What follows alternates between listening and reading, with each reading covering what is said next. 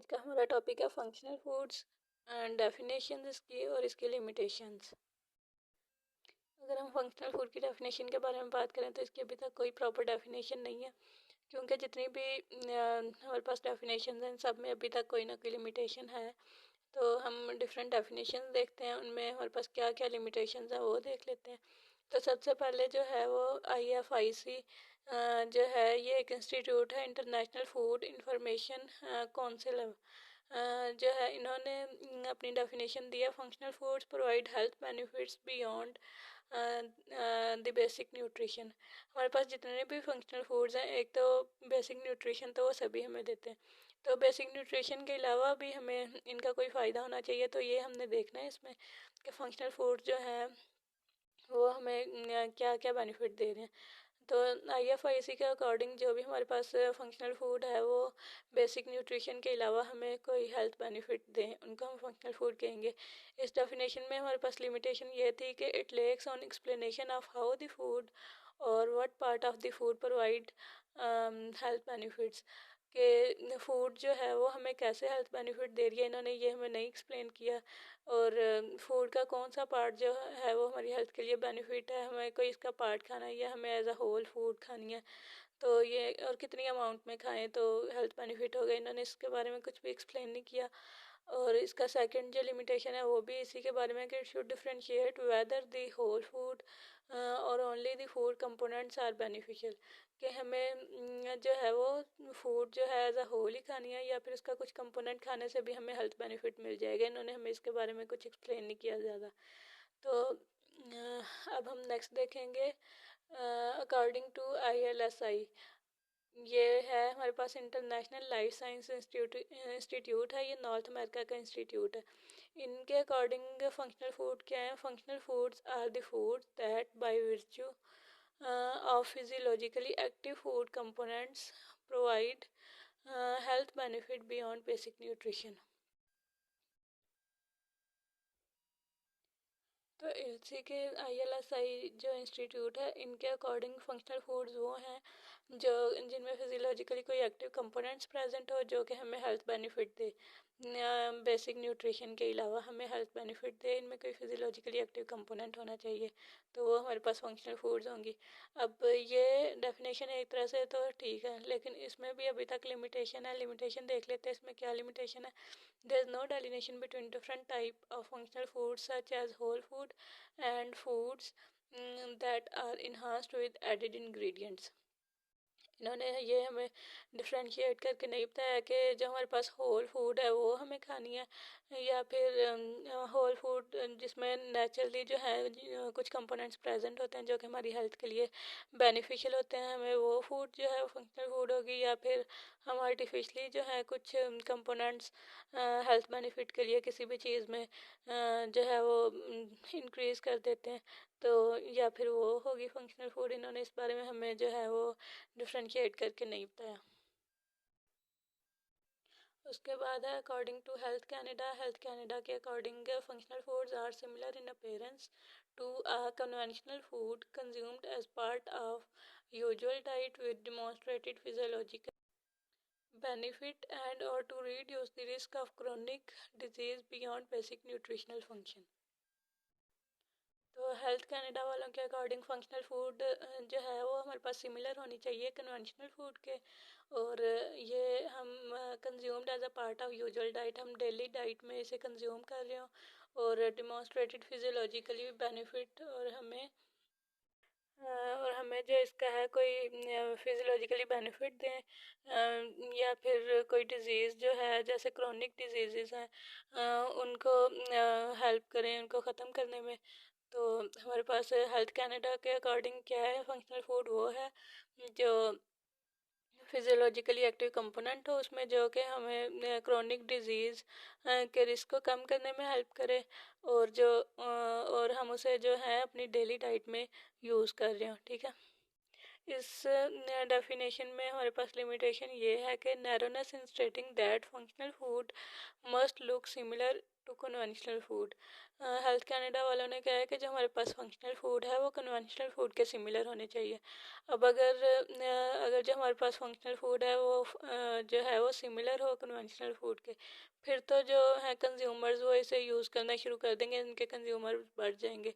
लेकिन अगर जो है इनकी सिमिलैरिटी ना हो तो फिर भी हम इसे क्या कर सकते हैं, अपनी जो है डेली लाइफ में से एक्सक्लूड नहीं कर सकते बिल्कुल भी। इसे तब भी हमने यूज़ करना ही है। तो इस तरह से ये हमारा फिर भी फंक्शनल फूड की तरह ही एक्ट कर रहा है। तो इस तरह से हमें फंक्शनल फूड के बारे में, फंक्शनल फूड को हमें यूज़ करना पड़ रहा है, चाहे वो फंक्शनल फूड है या नहीं है।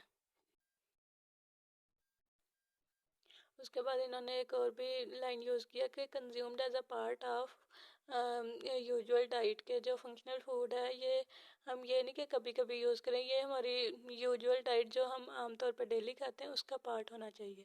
ठीक है, अब ये भी जो है सारे लोग डेली एक ही तरह की सबकी डाइट नहीं होती, बल्कि ये क्या कहते हैं पर्सन टू पर्सन भी वैरी करती है। ये अपने अपने रीजन्स के हिसाब से भी जो है वो डिफरेंट लोग डिफरेंट जो है वो यूजुअल डाइट यूज़ कर रहे होते हैं। कल्चरल के तौर पे भी कुछ लोग अपने कल्चर के हिसाब से डिफरेंट डाइट्स यूज़ करते हैं। तो इस तरह से ये जो है ये हम इसमें भी वेरिएशंस आ जाती हैं कि consumed as a part of usual diet का हिस्सा होनी चाहिए हमारा फंक्शनल फूड्स। उसके बाद हम institute of medicine of national academy of sciences IOM इनके अकॉर्डिंग फंक्शनल फूड्स क्या हैं? Functional foods are those in which concentration of one or more ingredients have been manipulated or modified to enhance their contribution to a healthful diet. कि हमारे पास functional foods वो हैं जिनमें कोई concentration कोई specific ingredients की जो है वो ज़्यादा हो, सारे इंग्रेडिएंट्स की नहीं, थोड़े एक दो इंग्रेडिएंट्स की जो कंसंट्रेशन है वो ज़्यादा हो और वो हमारे बॉडी को क्या करे, हेल्थी बनाए। तो इसमें लिमिटेशन ये है कि इन्होंने सिर्फ हेल्थफुल डाइट के बारे में बात की है। इन्होंने जो फंक्शनल फूड है वो किसी डिजीज़ को रेफर करके के कम करने के लिए यूज़ नहीं हो रही, बल्कि सिर्फ क्या है हेल्थ के लिए यूज़ हो रहा है। नेक्स्ट है हमारे पास according to FOSHU organisation. FOSHU organisation जो है ये स्टैंड करता है FOSHU food for specific health use organisation है ये। इनके according functional food are processed foods containing ingredients that aid specific body functions in addition to being nutritious।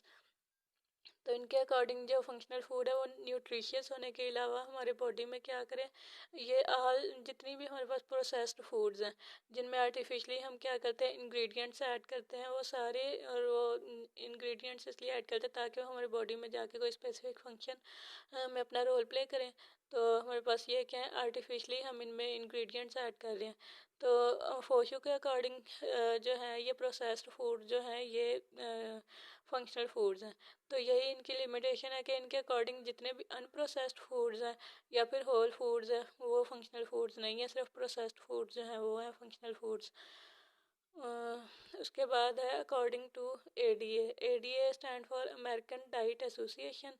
इनके according functional foods are whole foods and fortified, enriched or enhanced foods have a potentially beneficial effect on health when consumed as part of varied diet and on a regular basis at effective levels। तो ADA के according हमारे पास जो functional food है वो हमारे पास क्या होती हैं, फोर्टिफाइड होती हैं, इनरिच्ड होती हैं और इन्हांस्ड फूड्स होती हैं। इनमें मतलब के डिफरेंट कंपोनेंट्स जो हैं वो इन्हांस किए जाते हैं ताकि वो हमारे बॉडी में जाके बेनिफिशियल इफेक्ट जो है वो शो करें और हमारी हेल्थ के लिए बेनिफिशियल हो।